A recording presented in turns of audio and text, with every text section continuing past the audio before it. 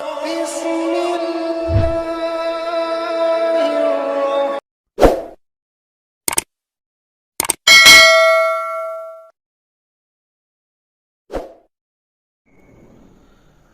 رب العالمین نے تمام انسانوں کو اس دنیا کے اندر کس لیے بھیجا ہے؟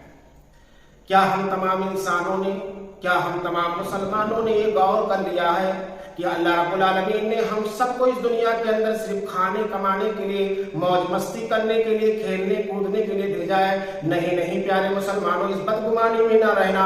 رب العالمین نے ہم سب کو اس دنیا کے اندر آزمائش کے لیے بھیجا ہے، امتحان کے لیے بھیجا ہے، جانچنے اور پرکھنے کے لیے بھیجا ہے۔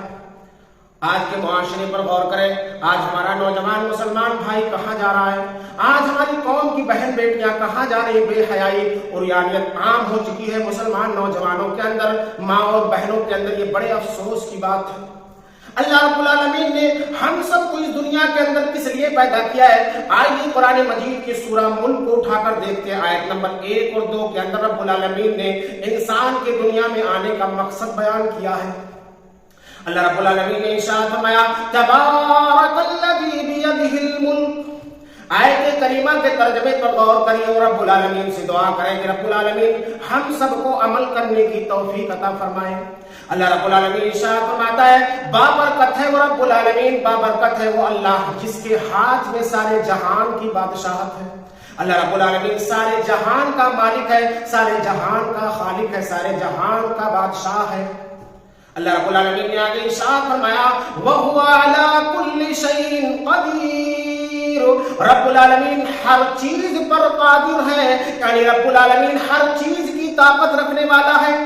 مفسرین کرام نے ایک نقطہ یہاں پر بیان کیا ہے کہ رب العالمین جسے چاہے امیر کر دے، جسے چاہے غریب کر دے، جسے چاہے بیمار کر دے، جسے چاہے تندرست کر دے۔ اور رب العالمین ہر چیز کی طاقت رکھنے والا ہے، ہر چیز پہ رب العالمین قادر ہے۔ رب العالمین جب کسی چیز کے کرنے کا ارادہ فرماتا ہے تو رب العالمین کی شان کو پیارے مسلمانوں دیکھو، رب العالمین صرف اتنا فرما دیتا ہے، کن فیکون، ہو جا وہ چیز ہو جاتی ہے۔ صرف کہہ دیتا ہے رب العالمین وہ چیز ہو جاتی ہے۔ لیکن دنیا کے اندر اگر ہم سب کوئی کام کرتے ہیں تو ہمارے لیے انجینئر کی بھی ضرورت پڑتی ہے، تجربے کار کی ضرورت پڑتی ہے، سامان کی ضرورت پڑتی ہے، مزدوروں کی ضرورت پڑتی ہے، تب جا کے دنیاوی اعتبار سے جو دنیا کی چیز ہے ہم لوگ مشکل سے کر پاتے ہیں۔ لیکن رب العالمین کی شان کو دیکھیے، رب العالمین میرا جو چاہتا ہے صرف اتنا کہہ دیتا ہے، ہو جا وہ چیز ہو جاتی ہے۔ یعنی رب العالمین ہر چیز پر قدرت رکھنے والا ہے۔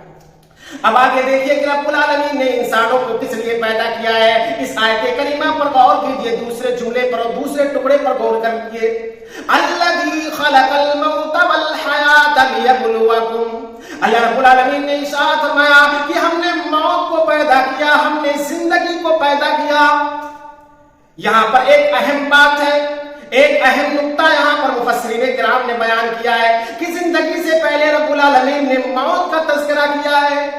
موت کا تذکرہ رب العالمین نے پہلے کیا ہے اور زندگی کا تذکرہ بعد میں ہے۔ مفسرین کرام نے نقطہ یہاں پر یہ بیان کیا ہے کہ انسان جب دنیا میں نہیں آیا تھا اسے کوئی جانتا نہیں تھا، اسے کوئی پہچانتا نہیں تھا، انسان کا دنیا میں کوئی شناخت نہیں تھا، تو گویا کہ وہ موت کی طرح تھا، مرا ہوا تھا۔ تو رب العالمین نے پہلے انسان موت کا تذکرہ کیا، اس کے بعد زندگی کا تذکرہ رب العالمین نے کیا۔ الذی خلق الموت والحیات لیبلوکم ایکم احسن عملا۔ یہاں پر غور کریے، رب العالمین نے کہا ہم نے تم سب کو اس دنیا کے اندر اس لیے بھیجا ہے تاکہ ہم تم سب کو آزمائیں، تم سب کا امتحان لیں، تم سب کو جانچیں اور پرکھیں، ایکم احسن عملا، کہ کون بہترین عمل لے کر آتا ہے۔ یہاں پر رب العالمین یہ بھی فرما دیتا کہ عملاً کثیرا، زیادہ عمل کون لے کر آتا، لیکن اللہ نے یہ نہیں کہا، بلکہ کہا اللہ رب العالمین نے ایکم احسن عملا، کہ کون بہترین عمل لے کر آتا ہے۔ بہترین عمل کا مطلب کیا ہے؟ یعنی ہم نماز پڑھ رہے ہیں، زکات دے رہے ہیں، روزہ رکھ رہے ہیں، الغرض ساری نیکیاں کر رہے ہیں، لیکن اپنے نیکیوں کی حفاظت کرنا بہت ضروری ہے۔ نیکی کر کے نیکی کی حفاظت کرنا بہت ضروری ہے۔ آئیے اس سلسلے میں صحیح مسلم کی ایک روایت میں آپ کے سامنے رکھ دوں، یہ بہت ہی اہم روایت ہے نیکیوں کو بچانے کے لیے۔ اللہ کے نبی جناب عربی محمد رسول اللہ صلی اللہ ارشاد فرمایا، اپنے صحابہ سے کہا اے میرے صحابہ بتاؤ مفلس کون ہے؟ صحابہ نے کہا اے اللہ کے نبی صلی اللہ علیہ وسلم مفلس وہی ہے، غریب وہی ہے جس کے پاس نہ درہم ہو نہ دینار ہو نہ دنیاوی ساز و سامان ہو، وہی مفلس اور غریب ہے۔ اللہ کے نبی جناب عربی محمد رسول اللہ صلی اللہ علیہ وسلم نے ارشاد فرمایا اے میرے صحابہ مفلس وہ ہے، غریب وہ ہے، ایک وہ شخص ہوگا جو کل قیامت کے دن لایا جائے گا، اس کے پاس ایمان بھی ہوگا، نمازیں بھی ہوگا، زکات بھی ادا کر کے آیا ہوگا، تمام نیکیاں اس کے نام اعمال میں ہوں گی، لیکن دنیا میں معاملہ یہ تھا کہ اپنے نیکیوں کو حفاظت نہ کر سکا، دوسروں پر ظلم کر کے آیا تھا، دوسروں کو مار کے آیا تھا، دوسروں کو ستا کر آیا تھا، دوسروں کی غیبت کر کے آیا تھا، دوسروں کی زمین و جائیداد پر قبضہ کر کے آیا تھا۔ اب قیامت کا دن آ گیا، فیصلے کا دن آ گیا، نیکی تو کیا تھا لیکن نیکیوں کے ساتھ دوسروں کے ساتھ بدسلوکی کیا تھا، مارا پیٹا تھا۔ اب فیصلے کے دن، قیامت کے دن وہاں پہنچا، جتنے مظلوم دنیا کے اندر تھے، جن جن لوگوں کو اس نے ستایا تھا، سارے کے سارے لوگ کھڑے ہوں گے، اللہ کی بارگاہ میں کھڑے ہوں گے۔ اب وہاں پر کوئی پیسہ نہیں چلے گا، نہ کوئی دینار چلے گا، نہ کوئی درہم قیامت کے دن چلے گا۔ اللہ رب العالمین اس بندے کے نیکیوں کو ایک ایک کر کے سارے مظلوموں کے درمیان بانٹ دے گا، یہاں تک کہ اس کی نیکی ختم ہو جائے گی۔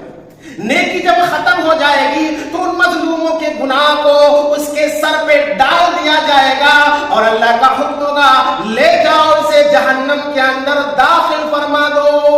تو میرے عزیز مسلمانوں، بتانے کا مقصد یہ ہے، کہنے کا مقصد یہ ہے، نیکی کرنے کے بعد اپنے نیکیوں کی حفاظت کرنا بہت ضروری ہے۔ اسی وجہ سے رب العالمین نے کہا ایکم احسن عملا، کون ہے جو بہترین عمل لے کر میرے پاس آتا ہے؟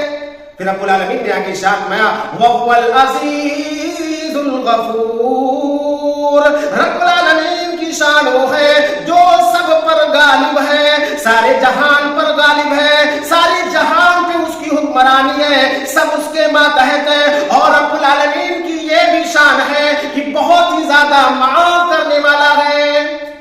پیارے مسلمانوں، میری ماں اور بہنوں، اس آیت، ان دو آیت کریمہ سے بہت ساری باتیں نکلی، لیکن ان میں سے ایک بات بڑی اہم یہ بھی نکلی کہ رب العالمین نے ہم تمام انسانوں کو، ہم تمام مسلمانوں کو رب العالمین نے اس دنیا کے اندر امتحان کے لیے بھیجا ہے، آزمائش کے لیے بھیجا ہے، جانچنے کے لیے بھیجا ہے، پرکھنے کے لیے بھیجا ہے، اور اسی وقت رب العالمین کے امتحان میں ہم سب کامیاب اور کامرا ہوں گے جب ہمارے پاس ایمان کی صحیح دولت ہوگی، توحید کی صحیح دولت ہوگی، اور صحیح طریقے سے سنت کے مطابق زندگی ہوگی، پیارے نبی صلی اللہ علیہ وسلم کے فرمان کے مطابق ہر عمل ہوگا، تو ہماری دنیا کی بھی زندگی سنور جائے گی اور آخرت کی بھی زندگی ہم سب کی کامیاب ہو جائے گی۔